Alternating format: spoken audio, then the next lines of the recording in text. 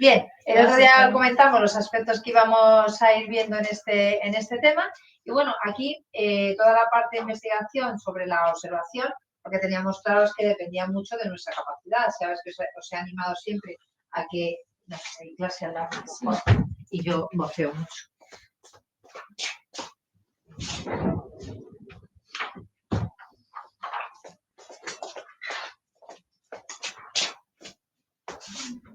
¿Vale? Entonces, como decía, toda esta metodología se va a basar claramente en la parte de nuestra capacidad de observación y sobre todo de clasificación.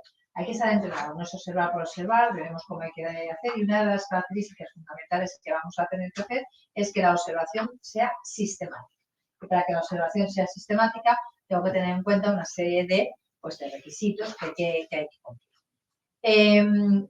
¿Por qué? Porque lo que vamos a buscar con este tipo de investigación es proporcionar un conocimiento científico. Entonces, ahí no podemos renunciar a todo el proceso de rigurosidad que tenemos que aplicar a la hora de recoger, primero de diseñar toda nuestra investigación y luego de recoger la información. Porque una de las características que habíamos dicho también que siempre se tiene que tener en cuenta es que esa investigación pueda ser replicable, ¿vale? O sea, que otro investigador la pueda replicar. Vale. Entonces, ahí claramente, pues es uno de los campos, es verdad que es uno de las áreas que en psicología se utiliza mucho, en educación, perdonadme, en educación también se utiliza. Como os decía, esa observación científica me tiene que permitir recoger una información que sea relevante para el objetivo de mi estudio, si no, no lo estaría haciendo con la rigurosidad que sí requiere. Por eso tengo que implicar, o sea, el tipo de investigación que yo vaya a seleccionar tiene que ajustarse todos los objetivos que vaya concretando a esas características propias de la información para garantizar siempre nuestros términos claves, que sean válidos y fiables, ¿vale? Esto es fundamental. En cuanto a las claves de la metodología observacional, el objetivo, sobre todo, es estudiar lo que ahí se llama conductas espontáneas, que son las conductas más naturales que se puedan dar en cualquier uno de los individuos. Es decir, que no vamos como a restringir. Tienes que comportarte, por ejemplo, una persona que tenga TOC, trastorno obsesivo compulsivo, ¿lo conocéis? Que tiene muchas ver cosas repetitivas, tienden a hacer cosas repetitivas. Y sobre todo, pues, por ejemplo, voy a apagar la luz cuando nos vayamos. Pues tengo que apagar 5 veces, 1, 2, 3. ¿Por qué 5? Porque esa persona lo establece. Todo tiene, no puede pisar. Hay una película buenísima de este hombre que es para ejemplo, para es un top, que es que no puede pisar las rayas de un paso de cebra, en las aceras tampoco. No, conozco una persona que mide el sitio donde coloca los cubiertos y lo mide y todos los días lo mide porque si hay 1 centímetro menos, 1 centímetro más no come. Tienes que tener exactamente la misma medida. Y sobre todo es el tema de que les imposibilita, ¿no? la actuación, o sea, les limita algo que tú dices es imposible, pues sí. ¿Vale? Entonces, todos tenemos manías, pero no tenemos... Sí, ¿vale? Claro, porque eso ya es una patología, ¿vale? ¿Sí? Muy bien, entonces, se basa en todo el registro que hagamos, que hemos dicho que tiene que ser la observación de qué característica sistemática, ¿no? Específica de esa conducta que vamos a dar, para que podamos establecer una categorización de todas las respuestas que nos vayan dando, que puede ser previa, hay que registrar claramente, y luego, ¿por qué? Porque yo en el registro de la observación no puedo estar tomando mis notas, tengo que tenerlo todo claramente caracterizado, categorizado. Yo tengo que saber qué es lo que quiero observar. Eso está claro, pero luego además como desmenuzado, como en conductas muy pequeñas, para que se da, lo estoy observando, no es ahora hace esto, ahora hace lo otro, vale. Porque entonces no tienes, o sea, mientras estás pendiente, aunque no mires y si sepas escribir sin mirar, ahí se pierde información. Tú tienes que saber qué es lo que tienes que mirar y volvemos aquí a nuestro famoso constructo. Es decir, es verdad que puede ser que quiero observar determinadas conductas que no están identificadas, por ejemplo, es una zona de exploración, es distinto, ¿no? Luego ya pueden hacer una observación en determinadas condiciones, ¿vale? Y me permite claramente, pues, la comprobación de hipótesis y la replicabilidad. Entonces, tenemos como 2 grados, ¿no? La observación naturalista, que es cuando la situación se observa, no hay ningún tipo de limitación, es el contexto natural, habitual, es para observar realmente las reacciones de una persona a nivel comportamental en su entorno normal. Por ejemplo, en educación se utiliza mucho para todo el tema de modificación de conducta en el aula, ¿no? Que esto no se trabajará tanto, antes se trabajaba más, cómo se puede modificar y cambiar una conducta a través de un condicionamiento en contra de lo que sea. Pero tú cuando vas a observar, tienes que observar el niño, qué niños son normalmente los disruptivos, qué tipo de conductas disruptivas salen. Esa información la puedes establecer previamente con la información que el profesor o tutor te facilite de sus alumnos, ¿vale? Porque esos niños en principio no es que tengan una patología, es que es un comportamiento que tienes que hacer. Y luego ver cómo diseñas una intervención para esa modificación. O una observación estructurada, cuando el investigador ya está planteando ciertas condiciones dentro de esa situación que queremos observar. Y ahí podemos establecer diferentes grados de estructuración. Cuanto más estructurada, más rigurosa va a ser la recogida de información sobre los comportamientos que nosotros queremos observar, ¿vale? Más cosas a este nivel. Tenemos distintos grados de participación en la participación de observación, que es la observación externa, la participante y la autoobservación. Esa observación externa, ¿qué hace? Está más vinculada a una investigación de carácter cuantitativo y lo que hago es que yo, como investigador, no interactúo con los participantes, ¿no? Con los sujetos que están en el individuos que están en el estudio, no participo. Simplemente, ¿qué hago? Recojo la información, ¿vale? Por eso es una observación como externa, ¿sí? Pero hay una observación participante y es que me meto dentro, es decir, que entro dentro de la situación. Esto, perdóname que no es investigación, a un pequeño paréntesis, no sé si lo comenté el otro día, se hace desde hace mucho tiempo en procesos de selección de personal, cuando hacen dinámicas de grupo para ver cómo en una determinada situación que te ponen extrema, perdidos en la isla, viajar a NASA, todas estas situaciones extremas, para ver quién es el líder, quién es el que organiza, quién es el que hace cada uno de los roles distintos. Bueno, pues para ver cómo reaccionan en determinado tipo de situaciones, hay veces que el observador, el investigador, se mete dentro. En este caso, en esos procesos de selección, sería que provoca situaciones para ver el tipo de reacción que tienen las personas ante esa Como en la película del método se llama. No la he visto esa, ¿sí? Sí. Vale, no la he visto. Es una película. Bueno, pero esto es recursos humanos, o sea, ámbito propio y duro de Quieres conseguir un solo empleado y para esto hacer una cantidad de cosas y donde las personas terminan hasta enfrentándose entre ellos por el puesto. Sí, ya está. Se traiciona, todo el mundo, interesa la empresa y de prueba asesinada a todos, ¿no? Bueno, no la he visto, Vale, más cosas. Tenemos también la parte de la autoobservación. ¿Os acordáis aquí el ejercicio que hicimos hace tiempo en el que esa persona que está obsesionada con la pérdida de cabello, que se va a los productos y tal, ¿qué teníamos que hacer? Esa persona, había una parte que tenía que anotar cada vez que tenía esa idea, cada vez que se daba el producto, pues sabéis que es obsesionado y se daban 1000 productos, cada vez que todo ese tipo de comportamientos, eso en el fondo que sería autoobservación, es decir, que la propia persona se esté identificando. Muchas veces en esas investigaciones sí que tenemos que ir viendo esta parte de la autoobservación, ¿vale? Más cosas. ¿Cuáles son las fases? Como veis, estamos en algo riguroso. Hay una serie de fases. Esto no es observar por observar. Entonces, primero que tengo que hacer, determinar qué quiero observar. Esto ahora lo vamos a matizar más con los instrumentos. Segundo, no se puede observar, me voy a pasar un día observando, ¿no? Porque no aguantas, ya os lo digo. O sea, observar con una exigencia de atención que precisa, son periodos de tiempo determinados que no son excesivamente largos, puede haber varios, ¿vale?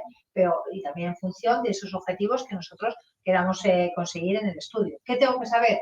¿Cuánto tiempo tengo que observar? ¿Dónde? ¿Y a quién observar? Si yo voy a hacer, como os he puesto ese caso, no me acuerdo que estaba hecho uno de carrera, cuando era psicología de aprendizaje, un taller que hicimos se llama modificación de conducta en el aula y me llevaron a un centro. Entonces el profesor me dijo, tú tienes que observar a esta alumno y a partir de ahí lo va a hacer toda la influencia. Entonces, claro, te tienen que decir a quién observar, pues si no tú vas y tú ves distintos alumnos, por ejemplo, con comportamiento disruptivo y no puedes estar observando al mismo tiempo a todos y registrando todas las conductas a todos, ¿no? Eso es inviable, ¿vale? Luego, ¿cómo observar? ¿Cómo se va a llevar a cabo esa observación? Se va a llevar dentro, se va a llevar a través de una imagen que no nos vean, se va ¿cómo? Porque, ¿qué pensáis? Si el observador está dentro, al principio, ¿qué vais a decir? Que es un elemento distractor.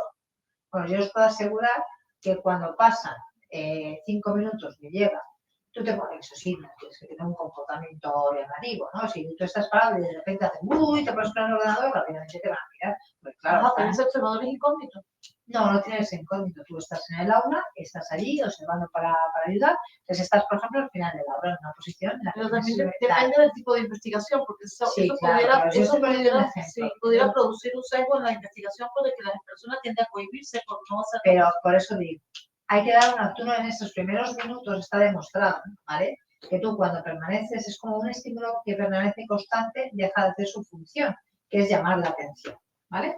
Tenemos aquí una luz encendida, un ruido. Al principio, ¿qué hacemos con el ruido? El típico, el ruido que es más molesto, el de la gota cayendo. Clon, clon, clon. Al principio está aquí. Luego ya somos capaces, inconscientemente el ruido sigue aquí. Pero ¿cuándo percibimos otra vez lo del ruido? Cuando se para. ¿Por qué? Porque cambia las características de ese estímulo. Entonces, hasta que no se produce un cambio, como el estímulo ha permanecido constante, ya no nos llama tanto la atención. Como una persona que vive enfrente del aeropuerto. Cuando suenan los aviones, ya no estoy pendiente de que no suenan los aviones porque los he escuchado tantas veces. Bueno, eso es un ejercicio muy grande, que la persona no lo sabía, ¿vale? Pero bueno. Bien, entonces, luego tengo que ver qué diseño de estudio voy a hacer, qué parámetros de medida y el análisis de los datos que voy a tener que realizar, y luego la evaluación de la calidad de los datos, es decir, que voy a analizar su fiabilidad y su validez. Y por último, como siempre, como acabo todos estos procesos, con la evaluación de un informe, ¿vale? Más cosas. ¿Qué instrumentos tenemos de observación? Dentro de los instrumentos de observación tenemos distintos, ¿no? Los más utilizados puede ser formato de campo, sistema de categorías o una serie de instrumentos que combinan ambos. Y ahí tenemos sistema de categorías. ¿En qué consiste? Pues son, realmente van a responder a una serie de criterios técnicos de agrupamiento, ¿no? Y va a hacer que distingamos claramente las distintas cosas que vamos a observar. No podemos, o sea, no nos permite identificar qué conductas son relevantes para nuestro problema, objeto de estudio, ¿vale? Y sí que nos va a permitir también etiquetarlas, es decir, en cuanto al número de veces que aparece ese tipo de conducta, ¿de acuerdo? Este proceso va a formar parte claramente de esa operativización de las variables, es decir, que el gran término nuestro en esta asignatura es constructo, ¿no? ¿Qué hago? Ese constructo lo desgloso en conductas que son observables. Si no, yo no puedo llevar a cabo esta metodología. ¿Me explico? Si yo el constructo no lo defino con conductas, no lo desgloso con una serie de conductas observables, no voy a poder mejorar. Esto es fundamental. Y luego, la correcta operativización de ellos para garantizar esa validez, y tengo que tener en cuenta, por una parte, que determinar esas dimensiones o niveles conductuales, es decir, ¿esas conductas tienen una dimensión o tienen más de una dimensión? Es decir, unidimensional o multidimensional. Y luego determinar también esa unidad, ¿no? de comportamiento, es decir, ir a la conducta más pequeña. Por eso habla molecularidad o molaridad de categorías, en función de lo que nosotros tengamos que establecer e identificar en consonancia con que siempre con nuestro objetivo de investigación y sobre todo con ese constructo que hemos definido inicialmente. Habrá conductas que no me interesen analizar a lo mejor un grado de detalle tan fino, y habrá otras conductas que sí que requieran ese grado de detalle tan concreto, ¿vale? Más cosas. ¿Qué son esas conductas molares? Están haciendo referencia a conductas que según sus detalles pueden ser más biológicos o musculares. Ese tipo de conductas tienen su origen en lo fisiológico y, bueno, pues simplemente lo que se hace, pues, es ver cómo el cuerpo reacciona a través de la reacción que tiene el cuerpo, para así explicar. Entonces, son, por ejemplo, contracción de músculos, movimientos intestinales, toda esta parte, ¿sí?, que está vinculada a la parte biológica, ¿sí? Esto es lo importante. Por ejemplo, lo típico, el ritmo respiratorio. ¿Os acordáis que también leímos un ejemplo de los niños que hacían fútbol en un equipo, en un club, o los que lo hacían fútbol como extraescolar en un centro educativo?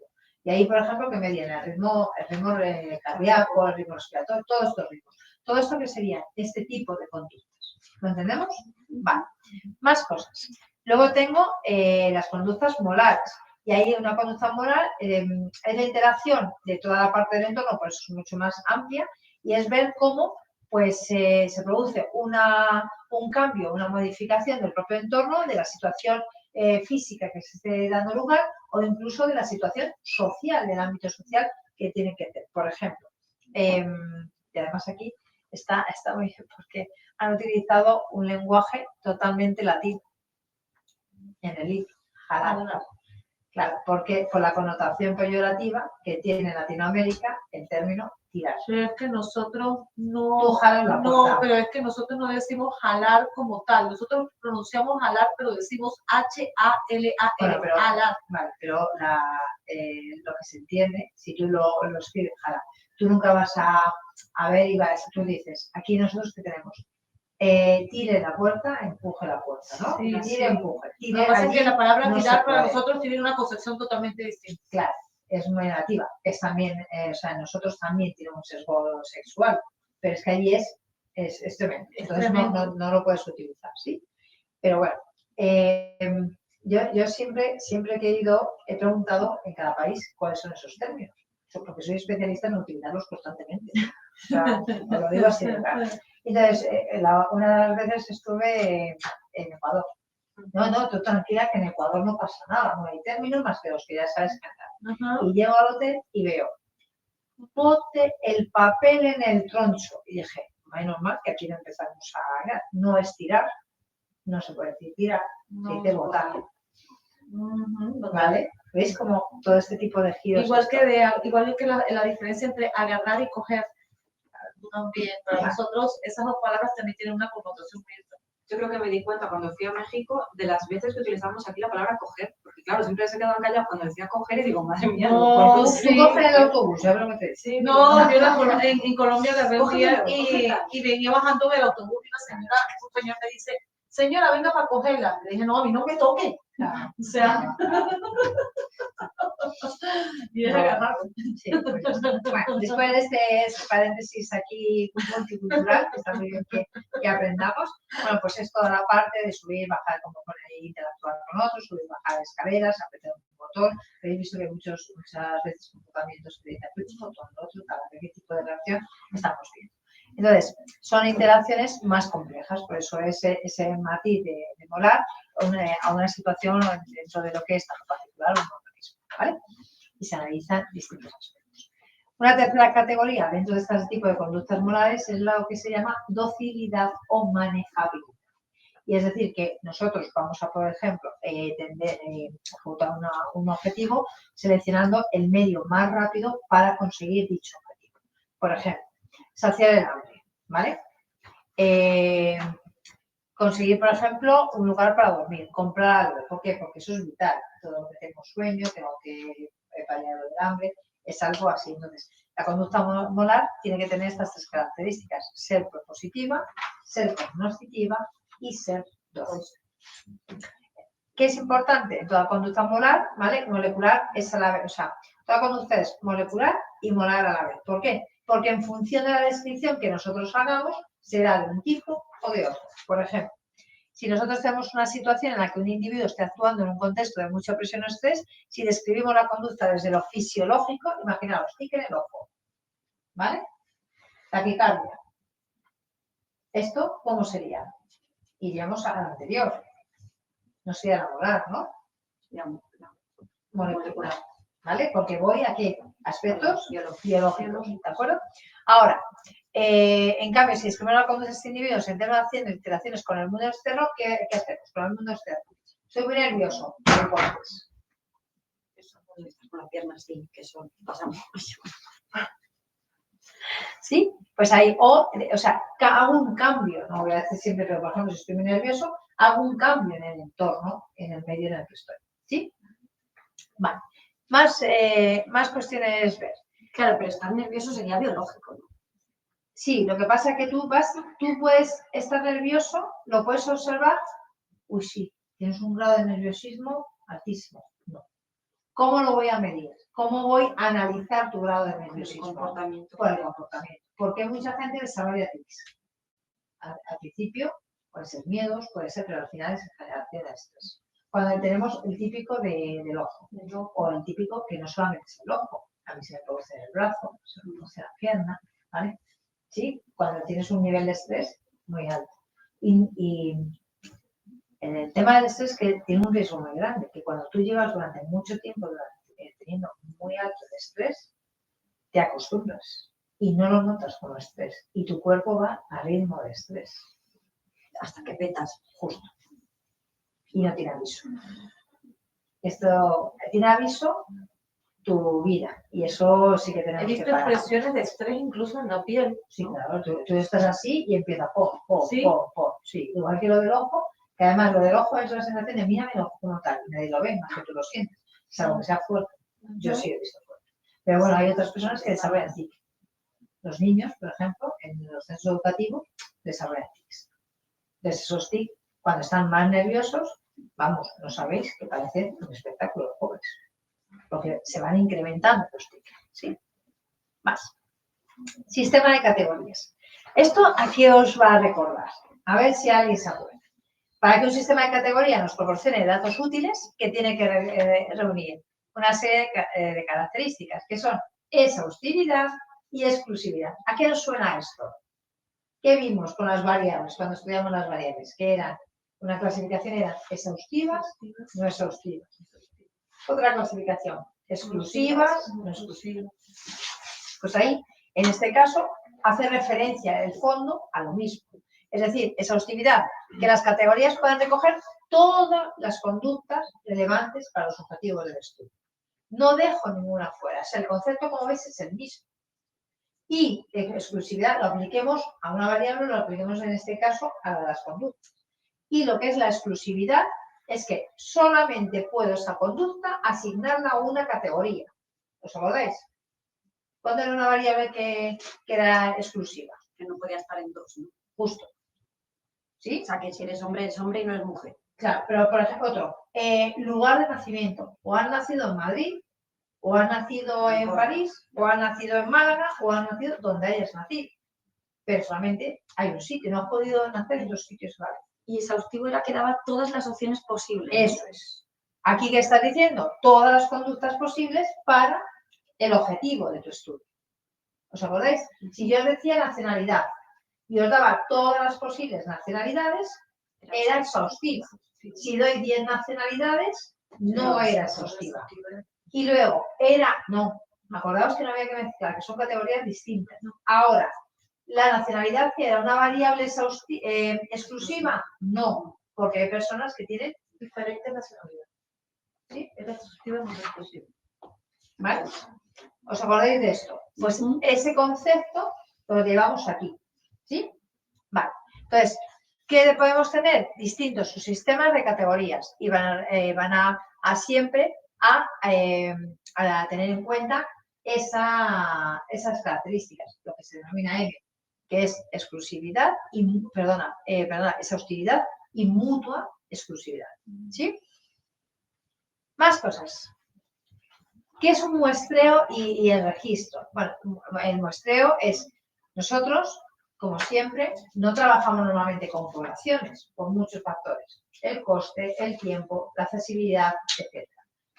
Nosotros vamos a trabajar con una muestra. Entonces, esa muestra, ¿qué tenemos que hacer de conducta? Tiene que ser siempre representativa. Vale.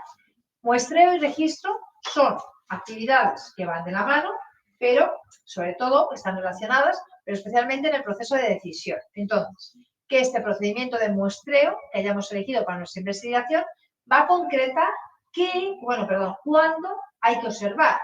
Si es los criterios del inicio o al final de las sesiones, que sería un muestreo interseccional. ¿Y a qué participantes y cuándo dentro de la sesión? Es decir, un muestreo dentro de la sesión. ¿Lo entendemos? Dos conceptos. Intersesional, es decir, entre sesiones, distintas sesiones, intrasesional en la misma sesión.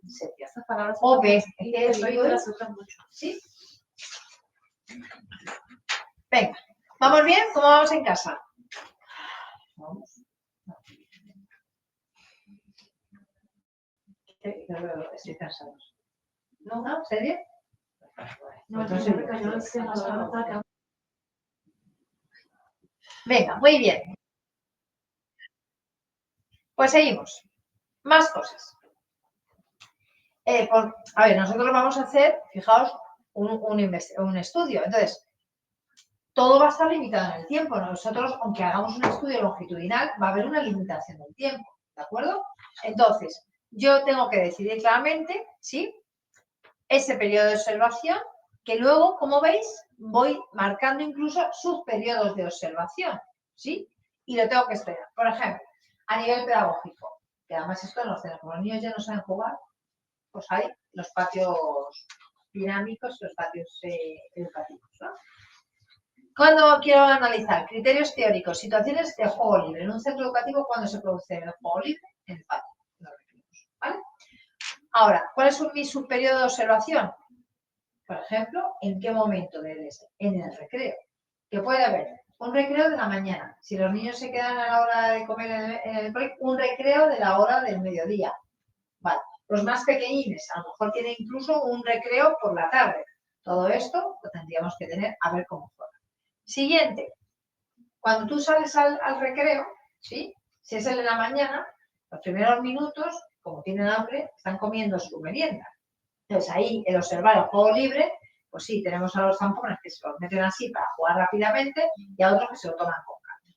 Entonces, ¿qué hacemos? Establecemos que vamos a medir los 10 minutos centrales de la hora del patio. Por ley, un recreo tiene que tener media hora de media hora. Yo, por ejemplo, he hecho 25 minutos porque no me salen las horas, pero bueno, son media hora, lo hacemos en media hora. Entonces, dejo los 10 primeros minutos, observo los 10 minutos centrales y elimino los últimos 10 minutos. ¿Por qué? Porque ya incluso el ritmo del juego cambia.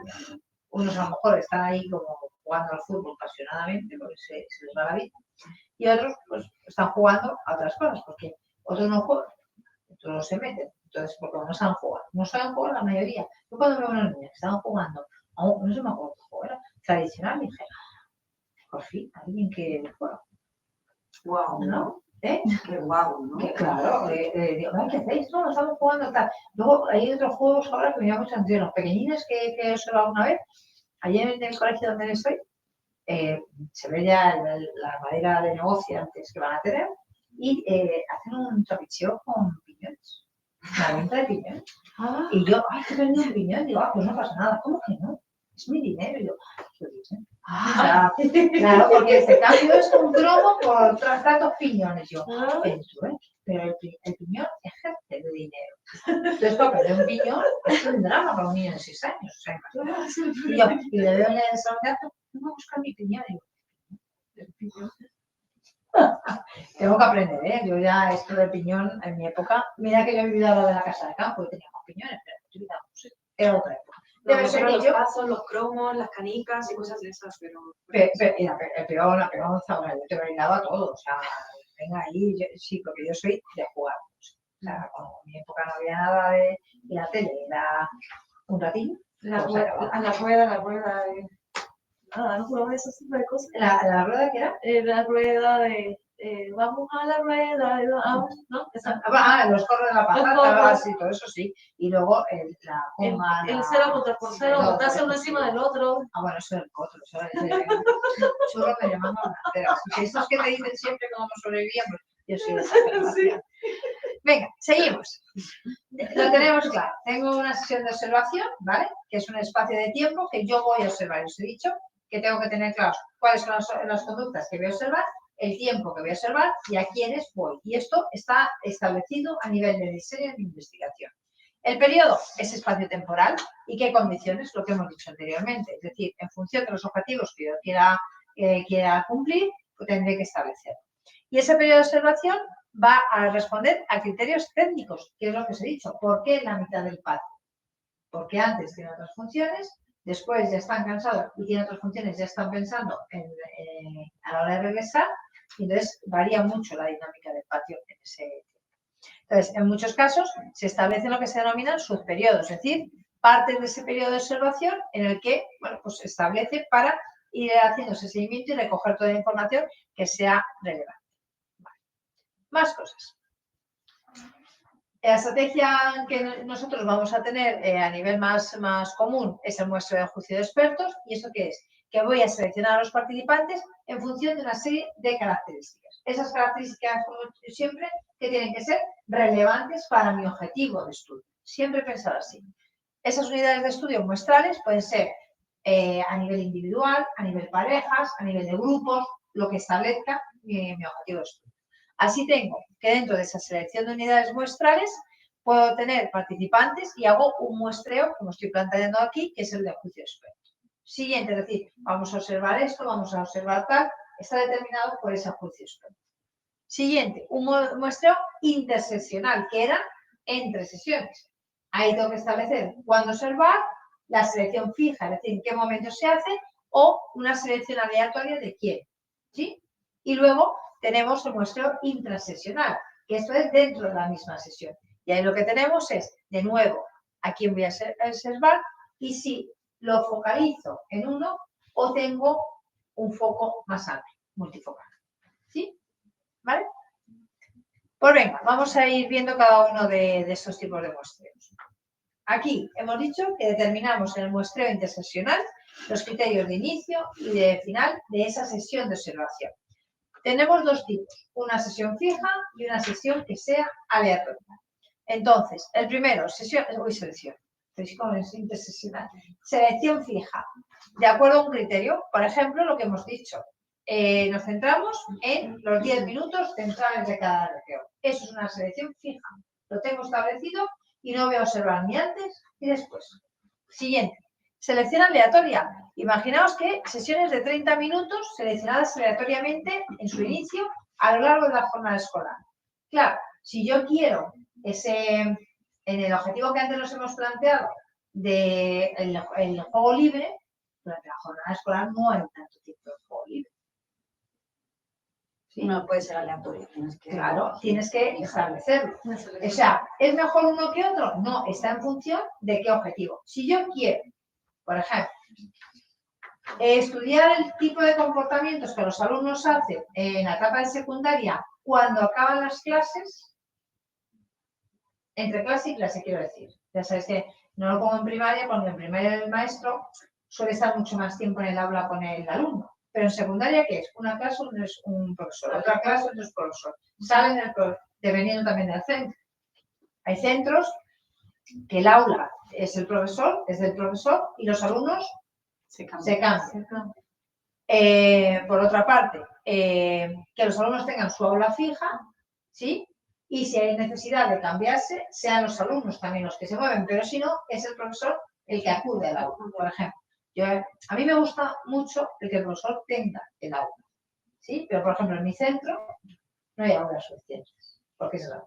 El colegio es muy grande, pero hay muchos grupos, hay muchos profesores, no tengo tanta aula, ¿sí? ¿Qué área de allí? ¿Qué clase de allí? Tengo línea 6. Línea 6 son 6 grupos por curso, 7 en bachillerato. Entonces no tengo tanta aula. O sea, tengo aulas para grupos y para grupos de desdoble. ¿Sí? Por ejemplo, cuando se dan a la vez en bachillerato hasta 8 asignaturas a la par, llego a tener desdobles, pero tengo que calcular en esta aula que se van a de educación física, en la otra es un texto. ¿Sí? Puedes tengo como 4 clases de apoyo que están libres para todas estas partes, ¿vale? Pero si no, entonces mi centro, por ejemplo, tiene mucho movimiento. ¿Por qué? Educación plástica, bajan al taller. Tecnología, baja, dijo baja porque está en otro plano, bajan al taller. ¿Sí? Toca inglés, se mezclan de todos los grupos. Toca francés o alemán o ciencia de la computación, se mezclan de varios grupos. Toca religión o atención educativa, se mezclan. Entonces, es impresionante, siempre hay movimiento. ¿Sí? Entonces, quiero, y luego tienen conductas, y conductas porque aquí la sargento mayor soy yo, ¿no? El cambio de clase, vamos. Es muy movido, pero sobre todo por las mañanas. No se mueven hasta que toca el timbre. Y ahí es cuando se empiezan a mover porque están en las otras clases. Y luego siempre pasilleo. Hacen pasilleo. Eso lo tengo. Es verdad que reconozco, no he hecho una observación rigurosa, sistemática y no he recogido todo. No tendría pasilleo. O, como les digo, el patio de los vecinos, mirando por la ventana. Digo, ¿qué hacéis? Mirando por la ventana. Pues nada, pues todo me paso todas las mañanas llamando la atención. Venga, tal, y hablo con ellos, y hablo tal. Bueno, pues este tipo de cosas. Entonces, tú vas observando ese tipo de comportamientos que tienen. ¿Para qué? Para que se eviten cosas, porque hay veces que en esos momentos en los que no hay profesor es donde se producen los conflictos. ¿Sí? ¿Vale? Bueno, todo dicho todo esto, como veis en un centro educativo podéis entrenaros en observación muchísimo. ¿Vale? Entonces, selección fija o aleatoria en función de mi objetivo de estudio. ¿De acuerdo? Más cosas. El muestreo intrasesional de participantes, hemos dicho que puede ser un sujeto focal o multifocal. Cuando nos observamos solamente a un alumno, multifocal o barrido, que lo hacemos con los distintos participantes que estamos analizando en ese sentido. Esto es fácil. Siguiente. ¿Cómo registro todo esto? Tenemos varias técnicas. Yo puedo hacer un registro que se llama registro activado por unidades de tiempo, el RAUT, o registro activado por transiciones de conductas, que es el RAUT. RAUT, ese es continuo, es decir, yo voy registrando cuando aparecen las conductas más relevantes y el orden, que es muy importante, el orden de aparición de esas conductas. Y ahí cojo, por ejemplo, la frecuencia, puedo ver la duración de ese tipo de conductas, puedo ver las secuencias que hay entre uno y otro. Vale. Siguiente, el RAT. Ese es discontinuo. ¿Por qué? Porque solo voy a registrar cuando lo sucedido en determinados momentos o intervalos de tiempo. Es decir, ¿es continuo? No. ¿De acuerdo? ¿Sí? Es determinados. Proporciona una información muy limitada. ¿Por qué? Porque lo tengo que ver en determinados momentos, no se graba, todo tal, tengo que pillar, por así decirlo, pero de una manera siempre sistemática. Vale. Más cosas que tenemos que aprender. Dentro de lo que es las medidas de observación, tengo que tener claro los parámetros de medida. ¿Qué son los parámetros de medida? La forma en la que voy a registrar esas unidades de comportamiento que estoy observando. Y hay muchas. Yo puedo ver la frecuencia de aparición de la conducta, la duración entre ocurrencias, etc. De nuevo, ¿cuál voy a determinar? Aquella que esté en consonancia con mi objetivo de la investigación, con mis objetivos de la investigación. Aquí, ¿qué es bueno? Puedo ver también medidas, identificar medidas derivadas secundarias, ¿no? Que serían medidas secundarias, derivadas de esas primeras medidas que estoy haciendo a nivel conductual, ¿vale? Hemos dicho, yo puedo valorar el qué, la ocurrencia de una conducta, es decir, si se da una determinada conducta en un intervalo de tiempo. Imaginaos que estamos observando en el aula de Noé. Pues mira, si se ha dado la conducta. Sí se ha dado. Es muy fácil, llevo un checklist y se ha dado. Y se ha dado. Ahora, si quiero ver frecuencia de cada conducta, tengo que ver cuántas veces durante ese periodo de tiempo que estoy observando aparece dicha conducta. ¿Y qué hago? Pues es un poco como algoritmo para hacer un registro. Por eso tengo que llevar un sistema de registro que sea ágil y que sea fiable, evidentemente, ¿no? Para hacerlo. No puedo estar registrando de una manera exhaustiva, salvo que anote algo que ha llamado la atención y que no tenía inicialmente planificado. ¿Qué puede pasar? ¿Vale?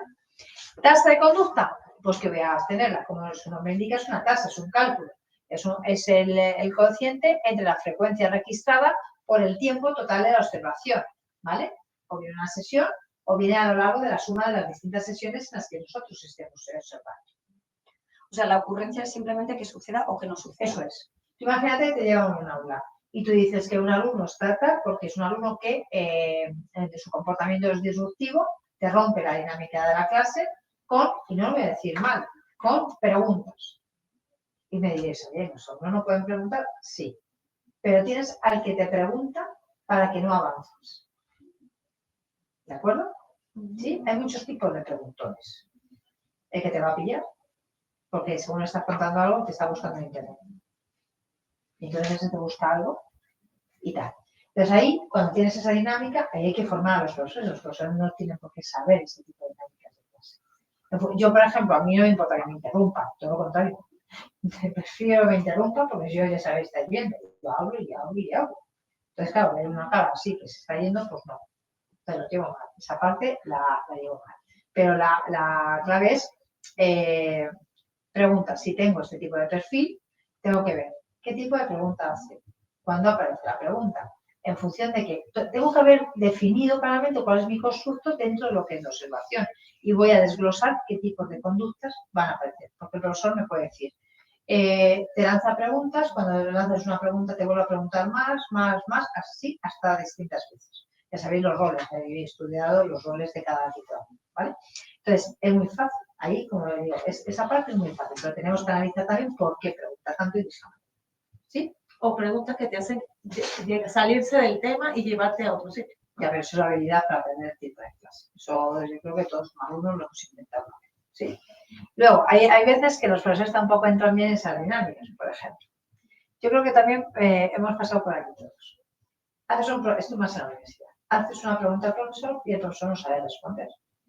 Pero porque a nadie, cuando firmamos un contrato de docente, nos dicen, tienes que saber todo lo que te pregunten los alumnos. ¿Por qué? Porque a lo mejor un alumno tiene una curiosidad sobre un tema, o está buscando y no tienes esa información. ¿Tú tienes la obligación de saberlo? No, porque sí que tienes la obligación es al día siguiente llevar la respuesta. Entonces, mira, ahora mismo no te puedo responder, pero mañana te traigo la respuesta. ¿Vale? Porque hay alumnos que van a pillar, ¿no? Sí, esos alumnos que no les has caído empáticamente. Y cuando sale hombre y dice, yo sí tengo la respuesta y tal. Y no, pues compártela, pero mañana yo la voy a aclarar. Ya está. O guárdatela y ya está. A esos alumnos se les va fácilmente. Anota la pregunta que vas a hacer y al final hacemos un turno de preguntas. Ya no me interrumpen las cosas. Yo marco los tiempos. ¿Vale? Mantener el control. Hombre, claro. Hombre, o allí lleva las riendas pedagógicas, yo no sé montar a caballo, pero yo ahí cojo las riendas pedagógicas, esas riendas tensas, y yo para soltarlas siempre tengo tiempo. ¿Vale? Y es menuda bruja. Acordad lo que os dije. Halloween para mí son 765 días. Yo no me tengo que disfrazar. ¿Vale? Seguimos. Más cosas. Aquí os sonará también conceptos. Hablamos de frecuencia relativa o de proporción relativa. Y lo sabemos, porque esto es como lo hemos estudiado también en análisis de datos. La frecuencia relativa, que es el resultado de dividir la frecuencia de la conducta por el total del número de conductas que hemos registrado. Es así, ya está, nada más. Teniendo en cuenta, eso sí, cada una de las categorías que tenemos dentro de y las sesiones de observación que hemos seguido. Además de este registro número, hay veces que una conducta nos interesa conocer el tiempo ocupado por dichas conductas. Lo que os decía, pues una conducta que el alumno, por ejemplo, si hacemos estudios del tiempo de mantener la atención en chicos con déficit de atención, lo vais a ver claramente y ver, por ejemplo, qué elementos de identificación, tipo de conductas hacen o no hacen, porque el alumno se te puede quedar, estás explicando, te está mirando perfectamente, pero el alumno está en su mundo. Pero eso lo notas. Lo que pasa que ahí para la observación es mucho más difícil, porque te tendrías que poner cara al alumno, porque yo donde solo noto son los ojos. Y ya lo vuelve. No, en un examen es buenísimo, yo lo observo en conducta.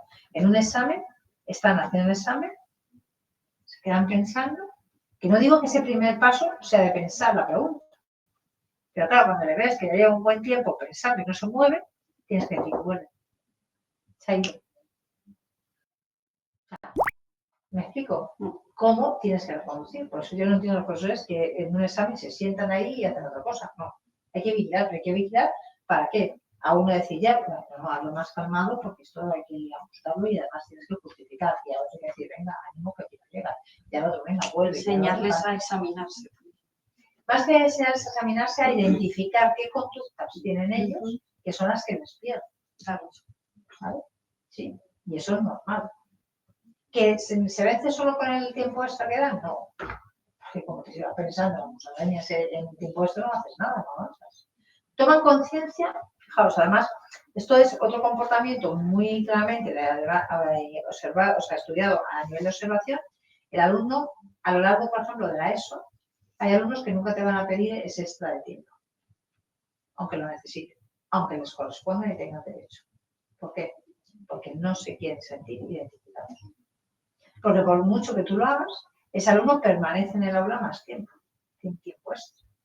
¿Sí? ¿Perdón? Pero has dicho que el RAT es discontinuo. Sí, el RAT es discontinuo. ¿Por qué es discontinuo el RAT? porque solo se registra, ¿vale? Cuando lo que ha sucedido en determinados momentos o en periodos, o sea, en determinados intervalos de tiempo, ¿vale? ¿Sí?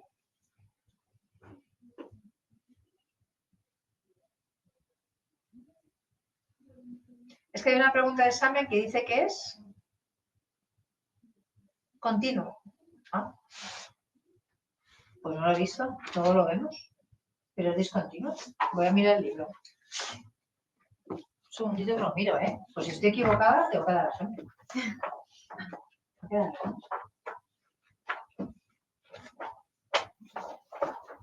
Por eso me llevo.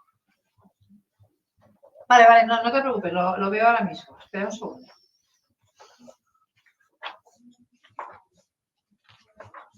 Es verdad, pone Sí, continuo. lo pone.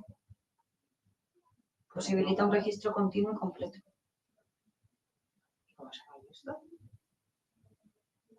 El route. Habla de la transición entre... A ver, espera, no, es que el route sí que es, pero el RAT, ¿no? Voy a verlo, ¿eh? Si no, el próximo día lo traigo. Esto está clarísimo. Un segundo. Sí, es que creo que justamente es como al revés de cómo lo hemos explicado. O sea, el RAT es el route y el route. Sí, exacto. Porque en route pone registro puntual. O sea, en determinados momentos el RAT y Y el lo que decía para todos es un registro discontinuo. Algo sí, me he equivocado yo ahí. Sí, perdonadme, que no estaba todas las registro instantáneo puntual. Tienes toda la razón, perdóname que ahí me he equivocado, Es activado por transiciones de conducta. Son transiciones de conducta. El observador deberá anotar todas las ocurrencias de las categorías conductuales indicadas en el siguiente de orden de crear. Así, está al revés. Perdonadme, Sí. Gracias, porque está al revés. Sí, está al revés. Lo voy a modificar ahora mismo. Gracias, Sí, no sé por qué. ¿Y por qué lo me he mezclado yo? Vale. O sea, que aquí, que el primero, o sea, lo que he definido, ahora lo repaso, Ahora lo además lo quito ahí para que lo veáis. El primero es el RAD y el segundo es el RAD.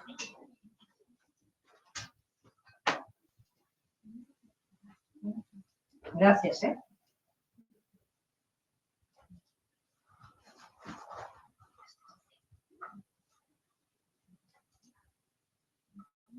Pues ahora lo repaso y además me lo apunto para que al otro grupo se lo indique. ¿Sí?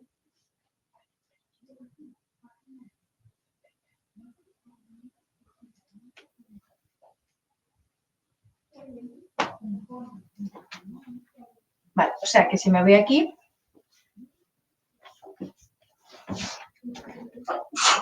Salud. Gracias.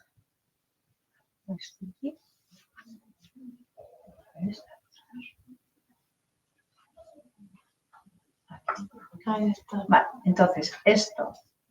Esto de abajo, esto de arriba.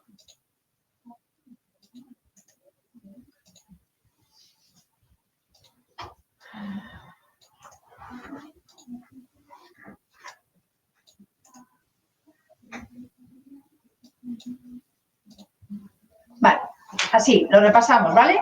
Y mil gracias. No, te lo agradezco porque me lamento haberte liado, pero me alegra haberte liado para corregirlo, ¿vale? Entonces, repetimos, procedimientos de registro. Tenemos registro activado por transiciones de conducta, que es el RAD, ¿sí? Que ahí es continuo, que se registra cada vez cuando aparecen esas conductas relevantes, al contrario de lo que he explicado. Y que puede informar de los datos de frecuencia y duración y relaciones secuenciales entre las distintas. Sí, y además es que estoy tonta, o sea, he estado súper tonta porque es que pone ahí frecuencia de transición y no me da cuenta. Perdonadme, Nada. Segundo, registro activado por unidades de tiempo, solo se registra lo sucedido en determinados momentos, en determinados aspectos dentro del tiempo que estamos usando. ¿De acuerdo? Es que claro, es verdad que yo miro y la mayoría de las veces miro, pero yo no estoy leyendo. O sea, miro para saber por dónde voy, pero lo cuento. Perdonad. ¿Sí? Pues nada, ha quedado claro, ¿no? Nadie. Vale. Fenomenal. Esto sí que lo habíamos visto y estábamos aquí. Hemos hablado de la aquí. Nos habíamos quedado aquí, ¿no? Sí, ¿no? Que he explicado lo de la frecuencia relativa o proporción relativa, que era como esa tasa. Luego lo que era la duración, ¿sí? Que esa duración nos informa claramente de las unidades de tiempo que generalmente se expresan en segundos, fracciones, etcétera, que están ocupados por la conducta en cada una de esas ocurrencias que se están produciendo, y que esa conducta, ¿no? La duración total de la misma, se obtiene como sumando las distintas duraciones, ¿no? que estamos obteniendo. La duración relativa o prevalencia, medida secundaria que se deriva claramente de la anterior. Y ahí lo que vamos a hacer es dividir la duración de una conducta por el tiempo total de duración. Al final es otro cociente en ese sentido. ¿Vale? Son conceptos claves que hay que tener en cuenta. Siguiente. Medidas de observación. La frecuencia de transmisión entre dos conductas, es decir, número de veces en el tiempo que estoy observando y que el tiempo que transcurre de la primera a la segunda, ¿vale? Y luego la frecuencia de transición relativa, lo mismo. Se obtiene dividiendo esa frecuencia que hemos anotado de transición de ese par de conductas con respecto a la frecuencia de la primera de las... Pues está bien ese escrito. A la primera de esas conductas de ese par. Estas son las primeras de esas conductas, ¿vale? Esas conductas. ¿Vale? ¿Sí? De ese par. Vale. Bien. Vale, perfecto. Seguimos. Vemos ahora, de esto de una manera rápida, qué indicadores estadísticos estamos teniendo. Por una parte hemos hablado de la ocurrencia, hemos hablado de la frecuencia y hemos hablado de la duración. Dentro de la frecuencia hemos hablado de la tasa y de la frecuencia relativa. Y dentro de la duración hemos hablado de la duración relativa o prevalencia. Esto es como el esquema de estos conceptos claros que tengo que tener. Por otra parte, indicadores de dinámicas, frecuencia de transición, y ahí tengo que puedo calcular la tasa o la frecuencia de transición relativa. Ya sabéis que todo lo que es relativo lo hacemos en función del número total, ¿sí?, que hemos registrado. ¿Vale? ¿Cómo controlo la calidad de los datos? Pues ahí claramente es realizar una observación que es evidentemente un requisito que tenemos que hacer siempre para asegurar que esas medidas que yo he realizado o responden, ¿no?, claramente a esos criterios que estamos marcando siempre de validez para el estudio. Esa validez está relacionada ¿con qué? Con la relevancia de las categorías que yo tengo establecidas, ¿no? ¿Y con qué? ¿Cuál era el otro concepto que teníamos? La exhaustividad, todas las posibles respuestas del sistema para que podamos asegurar que lo que estamos midiendo es realmente lo que queremos medir. Eso es una validez, nosotros validez de postura, ¿vale? Es lo que estamos haciendo. Vale. Más cosas. Estimación de la fiabilidad.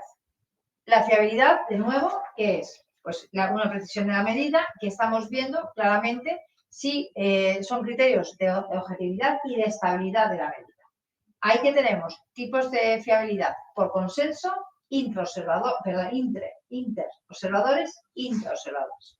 Por consenso, que afrontamos una determinada tarea y lo que tenemos por varios observadores, y ahí tenemos que acordar claramente, cómo lo vamos a observar, qué es lo que vamos a observar y aclarar las posibles discrepancias que se le puedan producir entre los distintos observadores que van a recoger la... ¿Cuál sería la diferencia entre la fiabilidad por consenso y la fiabilidad interobservadores? Se parecen mucho. Sí, pero no es. Interobservacionales hace referencia a observadores independientes, ¿vale?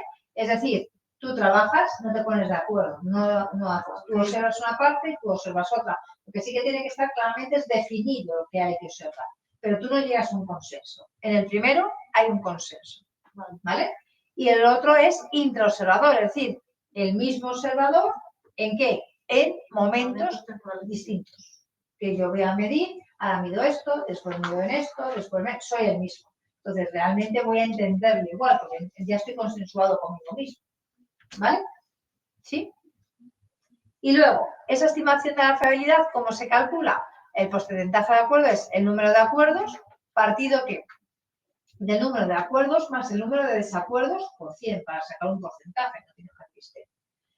Y luego hay otro valor que es kappa, que es el índice de acuerdo, que va de 0 a 1, y que es la proporción de acuerdo del observado menos la proporción de acuerdo esperado por azar partido de 1 menos la proporción de acuerdo esperado por azar. Es simplemente una fórmula a recordar. Entonces, todos los valores que superen, que sean iguales o superiores a 0,7, si obtenemos ese valor, diremos que son o se consideran fiables. Sí, es para determinar si son fiables o no son fiables. ¿Sí? ¿Bien hasta aquí? ¿En casa vamos bien?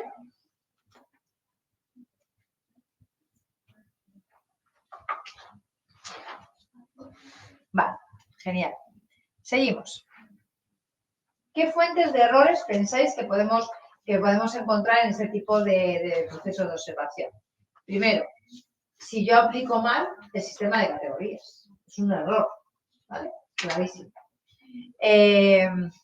Lo que se denomina la deriva, que es el observador, vale, pues se desarrolla por la experiencia interpretaciones propias. Por eso es muy importante el mantenerlo y ajustarlo desde esa perspectiva, ¿vale? Muy, muy importante. Y luego, expectativas del observador. Es que hay veces que nos dejamos influir por lo que pensamos que pueda ocurrir o no pueda ocurrir.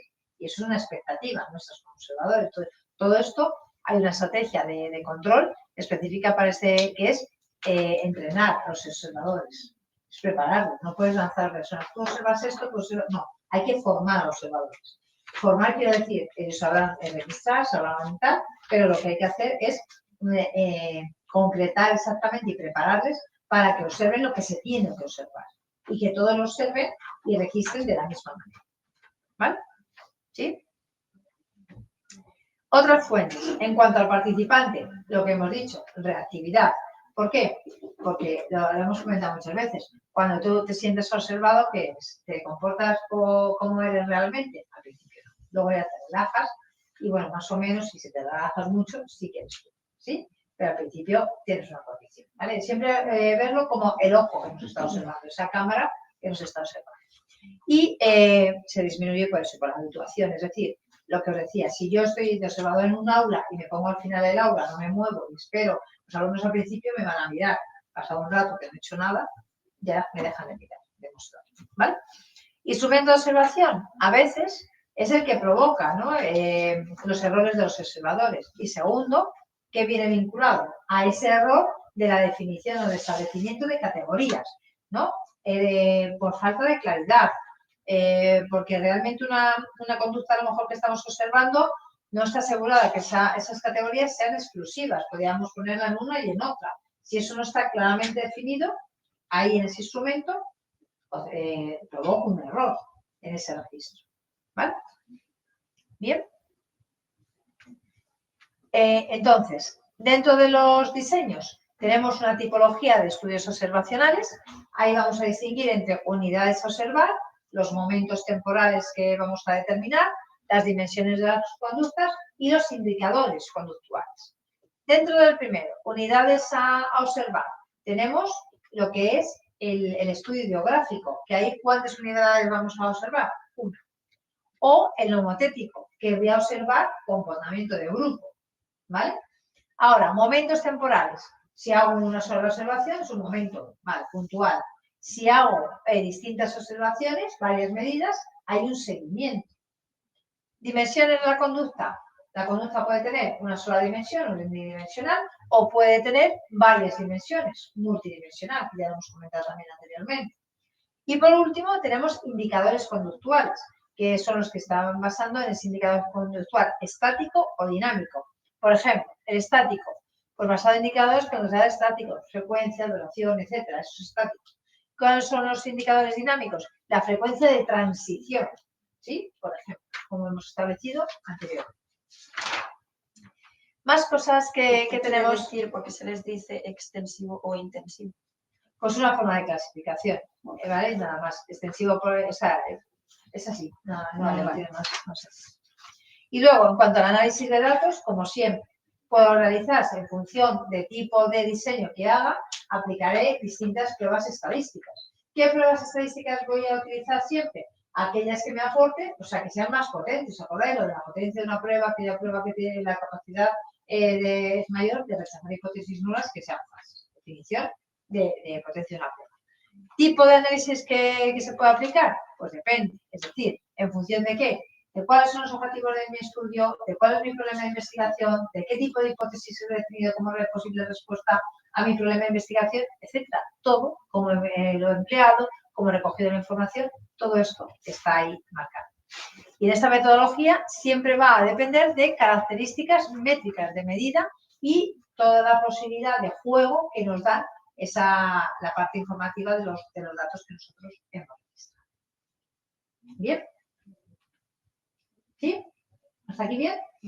Pues con esto terminamos este tema. ¿Vale? ¿Sí? Estos minutos que nos quedan. Venga, antes no, todavía nos queda, vamos bien, ¿eh? Si no, me empiezo el siguiente tema. ¿Sí? Repaso. También 10 temas. Estos son 11. No, son 11, pero vamos muy bien. Es que lo otro es muy sencillo. Además, sí, a lo mejor sí que lo comenzamos porque para la PEC, vuelvo a repetir, por si algunos habéis incorporado más tarde, a la vuelta de Navidades tenemos la clase del día 8, que es jueves, 7 de la tarde, la clase del día 9, que es viernes, a las 7 de la tarde, que es repaso. Si queréis la PEC, la dejamos para el viernes. ¿Nos parece bien? Sí. ¿Sí? ¿O preferís el 8? ¿Pero es a las 7 o era a las 5:30?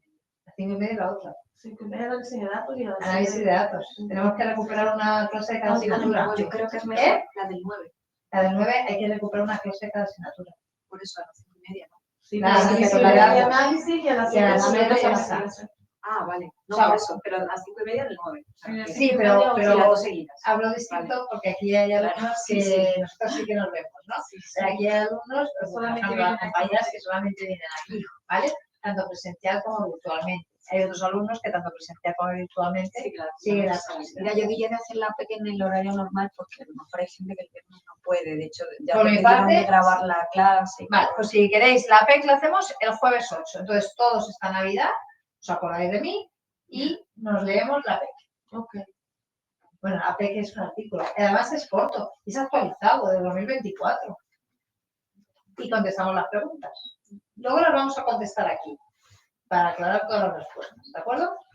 Pero probar, porque hay alguna que vais a caer, porque yo, es verdad, la conozco. Contesté una pregunta rápido y que me acordaba perfectamente que estaba puesta esa misma frase en el artículo. Y dije, bueno, esta frase, y me preguntaba eso. Pero bueno, caigo en ese, pero lo que aquí es que la había hecho, ¿verdad? Sí, porque con el otro grupo que tengo me pidieron hacerla ayer. ¿Vale? Entonces sí, el artículo me leí y tal, me acordaba perfectamente. Y os enseño dónde está la información, dónde está la clave de cara al examen, que no me tengo que aprender las 9 páginas del este. Pero hay una parte que sí preguntan que son sobre las referencias bibliográficas. Y ahí sí que he visto algún fallo que no lo he identificado. Es que es muy difícil hacerlo todo perfecto. Y ahí dicen, ¿aplica las normas en ARPA 7 y tal, séptima edición?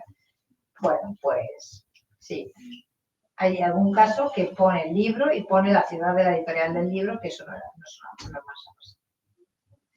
Pero es uno, Pisco. Además, cuando lo vi dije, Pisco, esto es una ciudad, no puede ser. Van a pillar.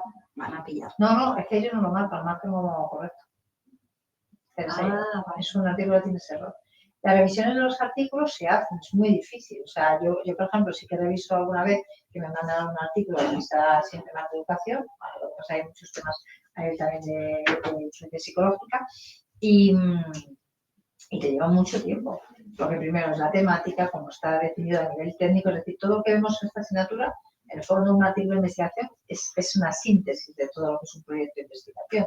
Tiene su introducción, tiene su la metodología, el muestreo, todo, es la síntesis, ¿vale? Es una forma de divulgación de ese, y de hecho de una investigación sacas varios artículos de investigación. ¿Dónde está toda la clave? En el resumen, fijaos, resumen, comienza el artículo. Todos los artículos de investigación tiene un resumen en castellano y en inglés. Si el artículo está escrito en inglés, pues solo aparecerá en inglés, pero si no siempre en castellano y en inglés. ¿Vale? En las ¿sí? Y luego hay algunas revistas que nos piden otro idioma, que puede ser francés o puede ser portugués. ¿Sí? Son revistas de investigación que son de impacto, es decir, revistas que tienen un reconocimiento, porque luego hay una clasificación de revistas según determinados criterios, Q1, Q2, Q3, que eso es para la carrera académica de los investigadores, ¿vale? De conocimiento. Por eso veréis muchas veces cómo la forma de citar a los investigadores marca que tienen apellidos comunes. Por ejemplo, a la hora de citar solo se le pone el primer apellido. Pero sí, hay muchos autores que tienen apellidos comunes, Pérez, López, Rodríguez, ¿vale? Muñoz, ¿vale? Entonces, unen con un guión al segundo, está permitido. Porque luego hay un indicador que es el número de veces que te citan. ¿Vale? Y entonces eso hay que tenerlo en cuenta. Yo con gusto escribo muy poco, pero con gusto tampoco hay mucho. O sea, que yo va solo. Pero un amigo mío es Rodríguez, pues lo une a Mantilla, y de Mantilla hay ¿sí? Y la combinatoria ya de pues si es Rodríguez Pérez, Pérez tal, pues sí, puede haber más combinatorias, pero bueno, ahí ya se reduce, ¿vale? Todo eso lo vemos en el siguiente tema. Vamos a acabar con este, vamos a hacer unos ejercicios, ¿os parece? Pues venga, en este ejercicio primero, lo que nos dice es, vamos a relacionar los términos con que aparece en un dato a lo que hacen referencia, ¿de acuerdo? Yo os digo el término y vosotros me decís a qué concepto de la columna de la derecha que estáis viendo en la pantalla corresponde. Si yo os digo el primero, exhaustividad y mutua exclusividad, ¿a qué hago referencia de todos estos conceptos que aparecen en la columna de la derecha? ¿Cuándo hemos dicho esas dos características que tienen que tener? A ver en casa. ¿Cuándo hemos dicho, en qué hemos dicho que tenemos que tener en cuenta esas dos características, que tienen que cumplir esas dos categorías? Bueno, ya lo he dicho. El sistema de categorías. Es el sistema de categorías. Hemos dicho que tienen que ser exclusivos, exhaustivos y exclusivos, pero nada. ¿Sí? ¿Cómo se llamaba en el acrónimo? Que lo pueden aprender. El sistema M. ¿Os acordáis? ME. Exhaustividad y mutua exclusividad. Venga. ME. ME. Vale. Ahora, la segunda. Vamos a ver si estoy un poco más hábil. No intervención del observador. Venga. Muy bien, observación natural y externa. Perfecto. Muy bien. Riesgo de reactividad. Lo acabamos de decir hace nada.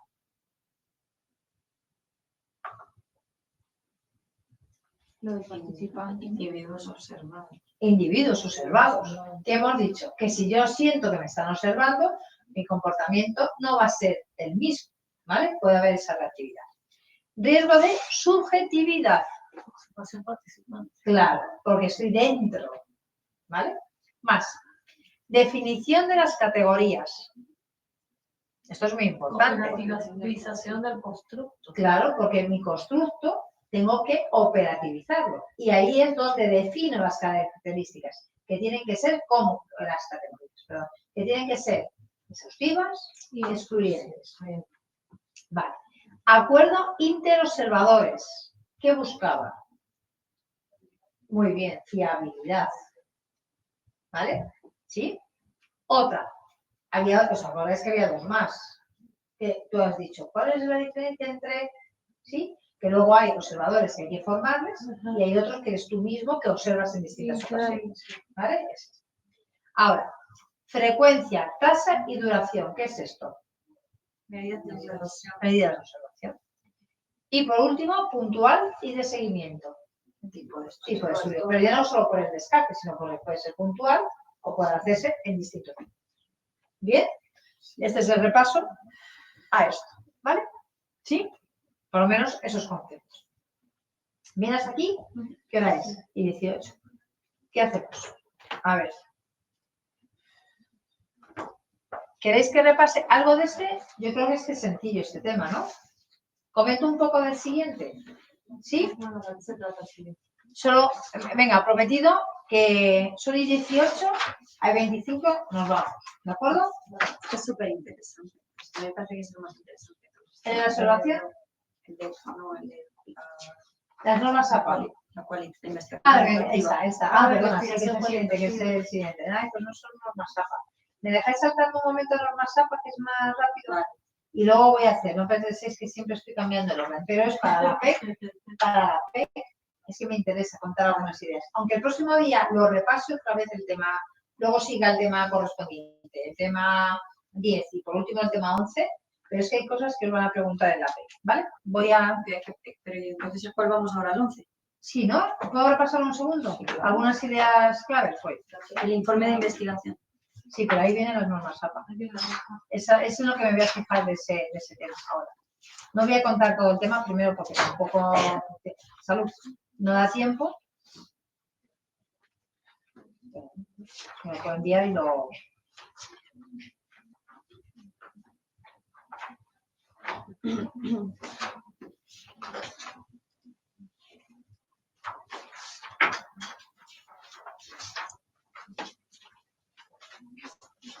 Voy un momento al tema. La cualitativa es otro tipo de investigación distinta, ¿vale? Es diferente. Yo sí que tiendo a ser más cuantitativa, pero creo que una combinación de ambos métodos en función de los objetivos siempre, pero es interesante. También en función del objetivo. Si tú vas a profundizar y vas a sacar el mayor detalle, es una investigación de carácter cualitativo. Eso está bien, ¿vale? Pero fíjate, ¿cuánto tiempo llevamos a lo cuantitativo dedicando? Ya, eso o sea, ya. Pero bueno, ya está, no pasa nada. Yo pensé eso, o sea, un tema dedicado a la cualitativa. Sí. Pero bueno. Bueno, no pasa nada. Lo vemos.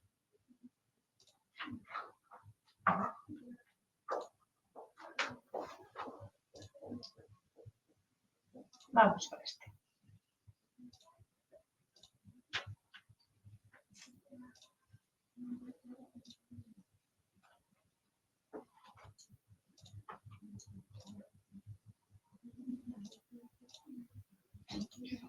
Los 5 minutillos. Me voy a pasar, no lo voy a contar todo, voy a ir, no voy a hablar de esto, del estilo de redacción, etcétera. Voy a irme claramente a ejemplos, luego ya explico todo, pero para que os fijéis. Cuando yo estoy dentro de lo que es el texto, ¿sí? Primero, siempre voy a citar el primer apellido, como hemos dicho, del autor, salvo que el autor se haya puesto lo que hemos dicho, un guión para unir los dos. Y eso viene establecido en las referencias bibliográficas. Cuando yo tengo, aquí no aparece un ejemplo, ¿vale? Pero cuando yo tengo dos autores, imaginar que es Anderson y Smith, pongo Anderson, Anne Smith, ahí nos dejan poner Anderson, ¿vale? Ahí anglosajona. Hay mucha gente que, haciendo referencia a referencias bibliográficas españolas, si en español, lo utiliza. Tenemos una Y muy bonita, ¿vale? Con todo el respeto a la Y, pero yo sí, por ejemplo, creo que hay que utilizarlo. Sí, creo que si todas las referencias están en inglés, se pone la I anglosajona y no hay ningún problema, ¿vale? Cuando yo, hasta aquí he dicho Anderson y Smith, ¿no? O Anne Smith, ¿sí? Si yo tengo 3 o más autores, es Anderson et al. Y colaboradores, es lo que significa, ¿de acuerdo? Y esto lo vais a ver. Ahora, esto va en el cuerpo del trabajo, o en el cuerpo del artículo, en el informe. Cuando me voy al apartado de referencias bibliográficas, que está al final siempre, que son 3 autores, aparecen los 3 autores. Que son 5 autores, aparecen los 5 autores. Con nombre y apellido. Con la inicial del nombre y el apellido. Y el apellido. ¿Sí? Primero siempre el apellido, coma, y la inicial del nombre, punto, y luego ya el año entre paréntesis. Ahora lo vemos, ¿vale? Esto era una de las cosas que os quería. Esto. Mirad un ejemplo de esto. Cano-Vindel, que son los 2 apellidos del autor, pero lo ha unido. Et al, porque son todos estos. ¿Lo veis? Muñoz lo ha unido a Navarro, Moretti no lo ha unido y Medrano tampoco lo ha unido. ¿Veis cómo se pone? Muñoz y Navarro son 2 autores distintos. No, es el mismo. Es el mismo autor con 2 apellidos. Está uniendo los 2 apellidos porque es un apellido común. Cano no es tan común, pero bueno, habrá apellido. ¿De dónde viene el et Al, de latín y colaboradores. Es la expresión latina. pero al es un diminutivo de algo. Sí, de colaboradores. Luego te busco exactamente la palabra, ¿vale? ¿Qué es? Vale, esto es el este. A ver, esto no, me voy aquí. Pues os he dicho que no iba a ver dónde está. Referencias bibliográficas, ¿vale? Bien. Siempre en el apartado de referencias bibliográficas, ¿vale? Lo que tengo que hacer es establecer el orden alfabético, es decir, empiezo con los apellidos de la B, la C, tengo, aunque en el trabajo aparezca en otro orden totalmente distinto. Segundo, si tengo varias referencias de un mismo autor, pero de años distintos, tengo que empezar porque se ordenan por año de publicación. La primera es la más antigua. Es decir, si yo tengo, por ejemplo, Flora Davis, Comunicación no verbal, sí, es una obra de Alianza Editorial de la vida, 1975, pero luego ya cito también a Flora Davis, y es de la otra obra es de 1980 y tal, a la hora de colocar Davis, empiezo con la del 75, sigo con la del 80, y luego si tiene más, sí, ¿vale? ¿Y? Si son dos obras del mismo autor en el mismo año, es cuando veréis la letra A, B, añadiendo al año. 1975, A. Esto es. ¿Sí? Vale. Por ejemplo, apellido, un solo autor. Las iniciales de su nombre, el año de publicación. Y fijaos, esto es un artículo de revista. Y me diréis, ¿y por qué sabes que es un artículo de revista? Porque lo que va en cursiva en el artículo es el nombre de la revista. Y el primer número. El segundo no. Y esto no es que se me haya olvidado poner un espacio, es que no hay espacio entre el 4 y el paréntesis. ¿De acuerdo? ¿Y qué significa el 4? Es volumen y el número, volumen. Te lo dan la revista. Ah, de la revista. De la revista. ¿Esto qué son? Las páginas. ¿Dónde está el artículo? ¿Dónde está el artículo? ¿Sí? Y luego aparecerá siempre, si la revista es digital, el enlace. Que normalmente si tiene DOI, es un tipo de enlace, aparece.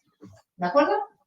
Cuando es un libro, por ejemplo, Psicotema, el artículo que tenéis que leer para la P es de Psicotema, es de esta revista. ¿Vale? Entonces, aquí lo vais a ver. ¿Veis cómo hasta el 18 cursiva? Y ya está. Si es un libro, el que va en cursiva es el título del libro. Si es una revista, el nombre de la revista o el título de la revista. ¿De acuerdo? ¿Sí? ¿Lo dejamos aquí? Bueno, oye, pues muchísimas gracias. No, un placer a todos por participar, los que habéis venido aquí, los que estáis en casa. Y nada, os deseo una muy, muy feliz Navidad. Descansad, acordaos un poco. No, gracias a ti, especialmente hoy, siempre, pero especialmente hoy. Felices fiestas a todos y recordad, la PEC para el jueves 8 de enero, ¿de acuerdo? Nada, disfrutad mucho y que empecéis